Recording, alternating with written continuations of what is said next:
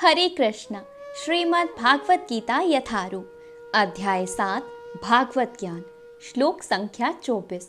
बुद्धिहीन मनुष्य मुझको ठीक से ना जानने के कारण सोचते हैं कि मैं भगवान कृष्ण पहले निराकार था और अब मैंने इस स्वरूप को धारण किया है। वे अपने अल्प ज्ञान के कारण मेरी अविनाशी तथा सर्वोच्च प्रकृति को नहीं जान पाते। तात्पर्य: देवताओं के उपासकों को अल्पज्ञ कहा जा चुका है और इस श्लोक में निर्विशेषवादियों को भी अल्पज्ञ कहा गया है।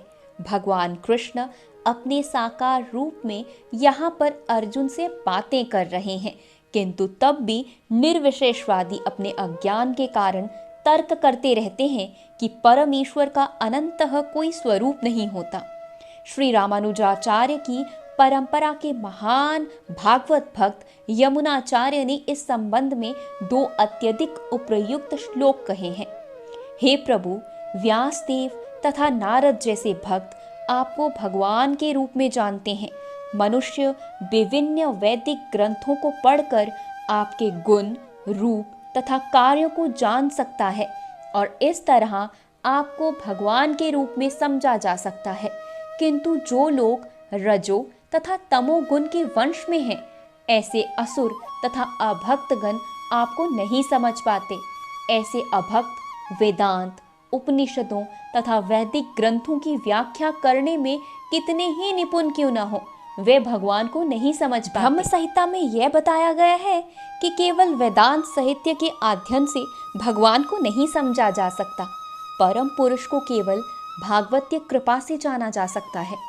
अंततः इस श्लोक में स्पष्ट रूप से कहा गया है कि न केवल देवताओं के उपासक अल्पज्ञ होते हैं, अपितु वे अभक्त भी जो कृष्ण भावनामृत से रहित हैं, जो वेदांत तथा वैदिक साहित्य के अध्ययन में लगे रहते हैं, अल्पज्ञ हैं और उनके लिए ईश्वर के साकार रूप को समझ पाना संभव नहीं है। जो लोग परम सत्य को निर्विशेष करके मानते हैं, वे अबुद्धयः बताए गए हैं, जिसका अर्थ होता है वे लोग जो परम सत्य के परम स्वरूप को नहीं समझते। श्रीमद् भागवत में बताया गया है कि निर्विशेष ब्रह्म से ही परम अनुभूति प्रारंभ होती है, जो ऊपर उठी हुई अंतर्यामी परमात्मा तक ले जाती है। किंतु परम सत्य की अंतिम अवस्था तो भगवान है। आधुनिक निर्विशेषवादी तो और भी अधिक अल्पज्ञ हैं, क्योंकि वे अपने पूर्वगामी शंकराचार्य का भी अनुसरण नहीं करते, जिन्होंने स्पष्ट बताया है कि कृष्ण परमेश्वर हैं। अंततः निर्विशेषवादी परम सत्य को ना जानने के कारण सोचते हैं कि कृष्ण देवकी तथा वसुदेव के पुत्र हैं, या कि राजकुमार हैं, या कि शक्तिमान जीवात्मा। भागवत गीता में अध्याय 9 श्लोक 11 में इसकी वर्णना की गई है। केवल मूर्ख ही मुझे सम्मान्य पुरुष मानते हैं। तथ्य तो यह है कि कोई बिना भक्ति के तथा कृष्ण भावनामृत विकसित किए बिना कृष्ण को नहीं समझ सकता। इसकी पुष्टि भागवत में हुई है। हे प्रभु, यदि कोई आपके चरण कमलों की रंच मात्र भी कृपा प्राप्त कर लेता है, तो वह आपकी महानता को समझ सकता है।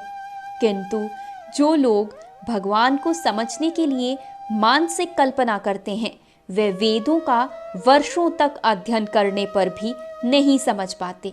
कोई ना तो मनोधर्म द्वारा, ना ही वैदिक साहित्य की व्याख्या द्वारा भगवान कृष्ण या उनके रूप को समझ सकता है। भक्ति के द्वारा ही उन्हें समझा जा सकता है। जब मनुष्य हरे कृष्णा कृष्णा कृष्णा हरे हरे, हरे रामा राम रामा हरे हरे इस महानतम जप से प्रारंभ करके कृष्ण भावनामृत में पूर्णतः तन्मय हो जाता है, तब वह भगवान को समझ सकता है। अभक्त निर्विशेषवादी मानते हैं कि भगवान कृष्ण का शरीर इसी भौतिक प्रकृति का बना है और उनके कार्य, उनका रूप इत्यादि सभी माया है। यह निर्विशेषवादी मायावादी कहलाते हैं। यह परम सत्य को नहीं जान। 20वें श्लोक में स्पष्ट है, जो लोग काम इच्छाओं से अंधे हैं, वे अन्य देवताओं की शरण में जाते हैं। ये स्वीकार किया गया है कि भगवान के अतिरिक्त अन्य देवता भी हैं, जिनके अपने अपने लोग हैं और भगवान का भी अपना लोक है, जैसा कि 33वें श्लोक में कहा गया है। देवताओं के उपासक उनके लोगों को जाते हैं और जो कृष्ण के भक्त हैं वे कृष्ण लोक को जाते हैं। यद्यपि यह संस्पष्ट कहा गया है, किंतु तो भी मूर्ख मायावादी यह मानते हैं कि भगवान निर्विशेष हैं और ये विभिन्न रूप उनके ऊपर थोपे गए हैं। क्या गीता के अध्ययन से ऐसा प्रतीत होता है कि देवता तथा उनके धाम निर्विशेष हैं?